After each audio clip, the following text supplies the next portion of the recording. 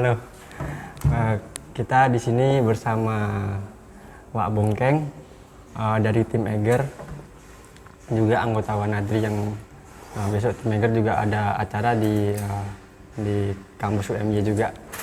Nah, ini sekalian juga kita berhubung Wak Bongkengnya juga bersedia, kita sharing-sharing pengalaman juga ilmu. Nah, ini mungkin Kang Bongkeng bisa perkenalkan diri. Oke, terima kasih atas kesempatannya. Perkenalkan saya untuk memperkenalkan diri. Nama saya Jukardi Adriana, biasa dipanggil Bongkeng. Ya. Saya anggota Wanadri, angkatan tahun 1973 ya. Mungkin belum Anda lahir, saya udah berkegiatan di kegiatan saya ini. Belum ada rencana dibuat. Oh iya betul. Iya. Dan juga saya sering gitu ya berkegiatan bersama dengan teman-teman di UMY ini, di Mapala UMY. Jadi dalam kegiatan untuk bincang-bincang ini ya kiranya apa yang akan kita bincangkan, silakan. Oh ya. Gini Kang, aku tahu basic Akang tuh tentang penggiat alam tuh di bagian pendakian gunung ya. Mountaineering ya. Ya, mountaineering itu aku udah percaya banget lah sama Akang, itu paten lah istilahnya ya. Nah, ini lanjut dari itu juga aku ada pertanyaan-pertanyaan juga tentang itu Kang. Misalnya navigasi nih Kang, bisa tolong jelasin nggak apa sedikit sharing pengalaman tentang navigasi gitu Kang?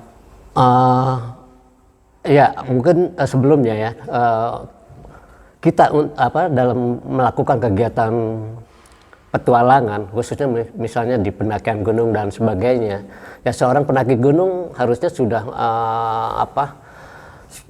sebelum memulai ya melakukan kegiatan mendaki gunung atau sebelum memulai menyenangi kegiatan di alam terbuka, kita harus berbekal pengetahuan dulu. Iya.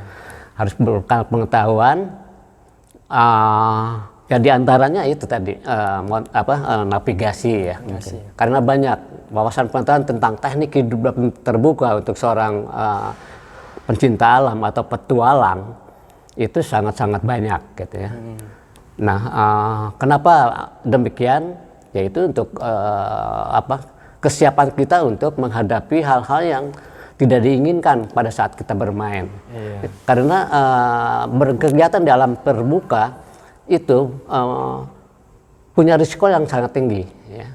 Jadi kalau kita punya niat untuk bermain di alam terbuka, itu ada dua tantangan yang akan kita hadapi, dan sebetulnya kita dalam kegiatan itu mengundang dan mengandung bahaya sebetulnya. Iya benar. Iya. Kita kan akan berbuat sesuatu di dalam kegiatan itu mengundang bahaya ya, gitu. Dan jelas dalam kegiatan itu ya risikonya yaitu mengandung bahaya itu yang cukup tinggi. Jadi untuk masalah peta kompas atau navigasi itu pengetahuan itu harus kita punyai gitu.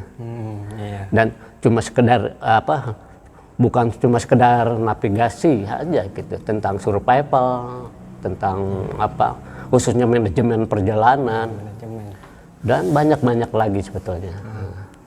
Sebenarnya juga survival itu ada ilmunya, tapi ketika di lapangan itu sebenarnya ilmu yang ketika di lapangan yang harus kita hindari ya Kang. Betul. Jangan sampai kita jadi survivor. Betul.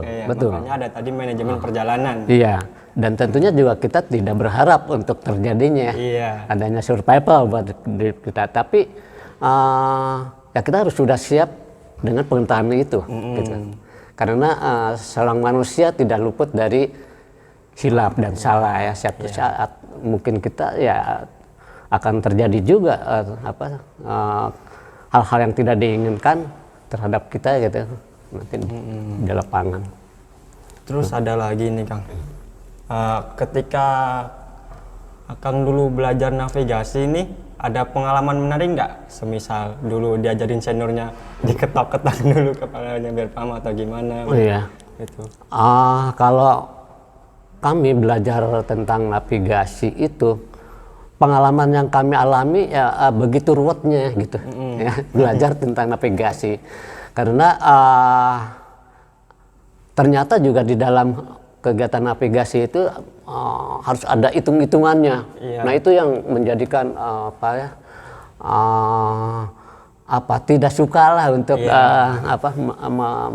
belajar tentang navigasi gitu, karena sangat pelik gitu untuk ya materi yang kita terima dan harus kita lakukan gitu pada saat di lapangan.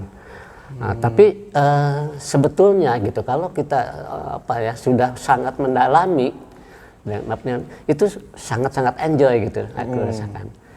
Dan sebetulnya juga kalau untuk sekarang ini, ya, setelah saya menyadari tentang navigasi yang harus kita kuasai, itu tidak harus menerima atau kita memberikan tentang ilmu navigasi itu dengan secara umum dan sangat luas gitu, tidak gitu. Harusnya sebatas kebutuhan aja. Kalau untuk pendaki gunung itu batasan untuk navigasi itu dibutuhkannya sejauh mana sih, gitu. Jadi tidak harus detail, ya. Kebutuhannya kan kalau untuk kita seorang pencinta alam paling harus mengetahui kedudukan kita di lapangan. Kalau mungkin ada hal-hal yang terjadi terhadap kita, ya, untuk memberikan laporan, ya. Bila mungkin kita misalnya nyangkut di suatu tempat nggak bisa berdaya untuk keluar minta bantuan, nah kita tahu posisi di peta di mana, gitu kan, untuk memberitahukan. Nah jadi untuk memudahkan tim mencari atau yang mengejar kita, ya tahu posisi kita di situ, gitu. Terus sasaran kita mau kemana, puncak misalnya, puncak kan juga biasanya kita akan membidik satu titik ekstrim. Misalnya triangulasi yang ada di sana, tapi kan triangulasi dari jauh nggak terlihat gitu. Nah kadang tapi kalau kita jadi kita jangan terfokus harus ke sananya gitu. Yang penting puncak gunungnya gitu. Karena puncak gunung kan akan terjadi, tidak akan selalu misalnya secara kerucut banget gitu, ya, ada di satu titik. Tapi juga dia kadang-kadang ya luasnya akan terlihat nanti setelah kita nyampe, ternyata puncak gunung itu ada seluas lapangan bola atau dan lain sebagainya, gitu kan. Sementara titik tingginya atau triangulasinya tidak tidak di tengah atau di mana gitu. Nah itu juga yang diperlukan ilmu orientasi medan di peta itu, ya? Betul, karena kita juga tidak harus menghitung jarak waktu dengan ketepatan titik ini sekian sekon atau detik begitu, tidak. Nah karena kita bukan militer, bukan tentara. Kalau untuk militer itu diperlukan karena untuk daya tembak senjata yang dia lakukan. Misalnya dengan peluru kendali, ya koordinat dan ketepatan detik harus diketahui untuk dia mengendalikan ke titik jatuhnya peluru misalnya, gitu. Nah buat kita nggak harus begitu, gitu. Jadi yang detailnya itu ya yang tidak perlu buat kita buang aja, gitu. Terus kembali tadi yang semisal materi orientasi medan tadi, Kang, itu kan nggak bisa kita kasihkan cuman gambaran di misalnya tryout di lingkungan kampus, terus kita butuh mematangkan itu. Nah, tips dan triknya dari Akang dulu kemarin belajar itu gimana itu, Kang, biar matang benar itu? Kalau saya setiap kegiatan apapun, ya, dalam pengetahuan tentang teknik di alam terbuka, tidak hanya navigasi. Kalau misalnya saya camping, gitu, setiap seminggu sekali atau apa, saya tidak akan hanya sekedar camping, buka tenda, diem di tempat atau hura-hura bersama teman-teman. Walaupun misalnya saya bersama kelompok gitu, tapi biasanya kalau saya untuk camping persami gitu, ya, itu kegiatannya begitu. Jadi mengasah untuk kadang-kadang ya lomba-lomba lah, lomba orang yuk, lu bisa nggak secepat itu untuk mencapai itu gitu. Nyampe nggak di titik itu gitu. Nah kita bagi suka gitu aja. Terus survival, nah kita setiap ngumpul-ngumpul bubar, yuk kita jalan-jalan. Nah jalan-jalan sambil kita selalu mengingat tumbuh-tumbuhan yang kita kenali yang ya apa dibutuhkan untuk kita, untuk apa yang bisa dimakannya untuk kegiatan sehari-hari kita. Jadi tidak kumpul api unggun, gendreng-gendreng gitar enggak, tapi ada bermainnya untuk selalu mengingat itulah untuk pengetahuan-pengetahuan itu gitu. Jadi nah kalau saya begitu, jadi terus terasah terus. Oh gitu ya. Ya. Itu memang perlu pengalamannya matang ya. Betul. Kalau orientasi medan. Betul. Bahkan ya sampai sekarang ini gitu. Kalau saya tuh ya kalau naik gunung atau diajak naik gunung atau diajak ada kegiatan untuk apa berkegiatan untuk ya dengan adanya pengetahuan itu, saya selalu senang aja. Selalu oke gitu kalau memang saya waktunya tepat ya buat saya bisa bergabung dalam hal itu. Nah itu buat saya nantinya dipakai untuk itu gitu. Oh yang untuk belajar itu. Belajar dan belajar terus. Ya. Karena seorang pendaki gunung yang baik adalah apa pendaki gunung yang tak pernah berhenti untuk berlatih dan belajar. Gitu. Oh iya benar-benar. Gitu. Nah, belajar juga nggak ada batas waktunya ya. Betul. Jadi jangan dianggap saya sekarang itu wah udah hebat, mahir dan sebagainya. Tidak. Apalagi dengan apa perkembangan zaman setiap saat berganti ya, khususnya di masalah teknologi dan itu. Nah itu yang saya tidak berani untuk gembar-gembar bahwa saya hebat, saya menguasai semuanya, tidak. Jadi ya sampai saat ini makanya belajar dan belajar terus. Oh iya gitu. Terus dalam materi rimba gunung ini juga ada yang namanya juga yang sudah kita bahas tadi survival gitu ya kan. Betul. Nah ada pertanyaan menarik nih yang sudah saya tanyakan juga tadi. Bagaimana mencegah menjadi survivor itu? Jangan sampai kita terjebak di area survival gitu. Ya kalau untuk itu ya kita harus harus mentaati aturan-aturan main ya tentang kegiatan dalam terbuka yang khususnya ya kita tahu atau mungkin dianjurkan oleh misalnya pengelola daerah dan sebagainya. Jadi kita harus mengikuti aturan main yang dia pakai di sana gitu. SOP-nya lah. SOP-nya gitu. Terus juga ya kita harus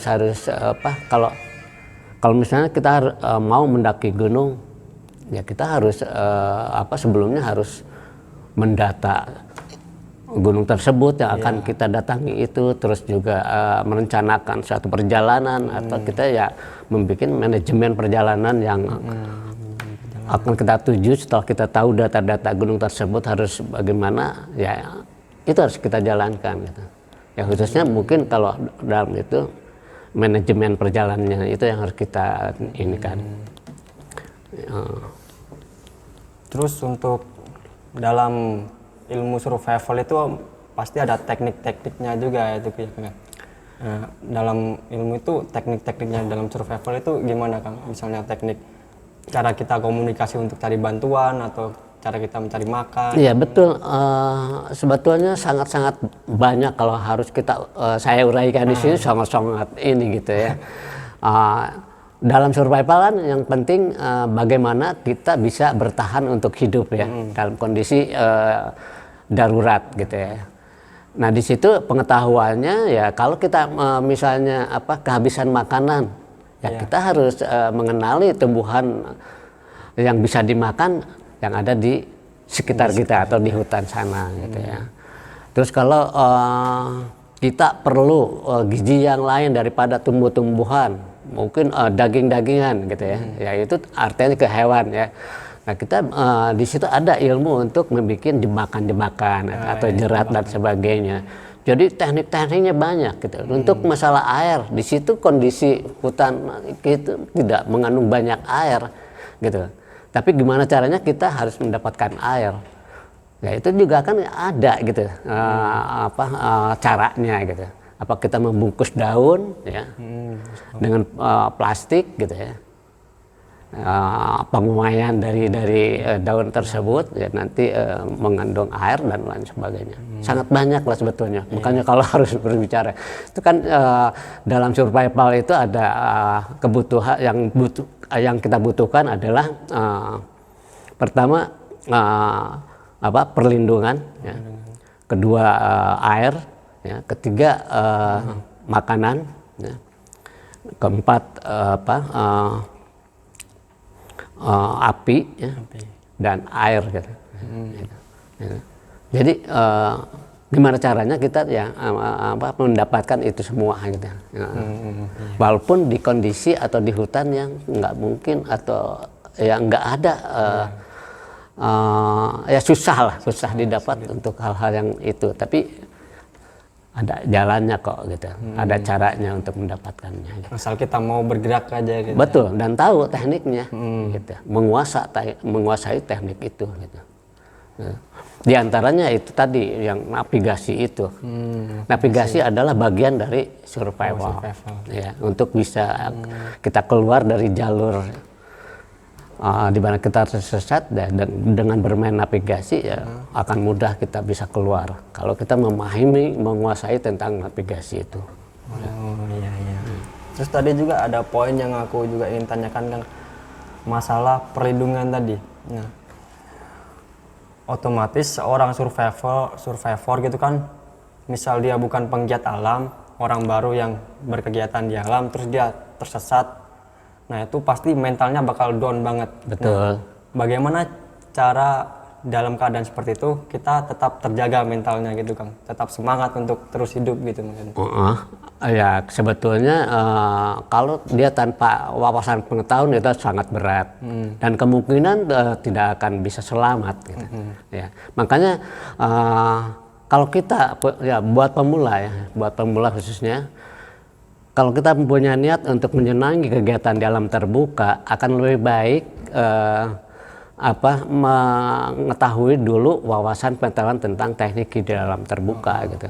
Mempelajari dulu, walaupun mungkin tidak lewat suatu organisasi gitu. Sekarang kan banyak buku, banyak lembaga-lembaga membuka kegiatan tentang kursus atau sekolah pendaki gunung dan sebagainya, yang gitu-gituan lah. Di internet juga banyak juga. Di internet banyak dan sebagainya gitu. Sebetulnya sangat tidak sulit untuk sekarang gitu. Tidak seperti zaman saya gitu kan gitu. Mau punya apapun ya sangat susah gitu. Sekarang tuh udah sangat mudah gitu. Bahkan kadang-kadang kan para pemula naik gunung itu hanya untuk selfie ya. Nah padahal di alat selfie itu yang dia pegang itu semua pengetahuan tentang kegiatan alam terbuka, khususnya di survival atau untuk navigasi, itu kita udah bisa pergunakan, gitu ya. Gitu. Nah, makanya sebetulnya untuk zaman sekarang tuh sudah sangat kemudahannya sudah sangat tinggi, enggak ini. Tapi ya itu tadi belajar dulu tentang pengetahuan tentang teknik hidup terbuka sebelum kita memulai menyenangi kegiatan kegiatan bermain di alam terbuka itu. Istilahnya sekarang tuh udah teknologi itu udah mendukung banget ya untuk orang-orang mencari ilmu. Sudah sangat mendukung. Gitu. Bahkan mungkin kalau buat saya mungkin udah ketinggalan karena udah bukan zamannya kan. Tapi paling ya dengan demikian ya saya masih berusaha untuk ya tahu gitu. Terus belajar gitu. Insya Allah kalau kita mengetahui lah sedikitnya ya, bukan menguasai, insya Allah itu tidak akan terjadi hal-hal yang tadi Anda pertanyakan. Mental dan lain sebagainya akan siap. khususnya untuk masalah mental ya.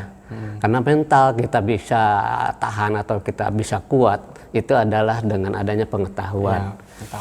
Kadang-kadang kan kalau di pendidikan dasar untuk kita tahan mental itu dengan hukuman, siksaan, itu buat kami tidak berlaku itu. Iya.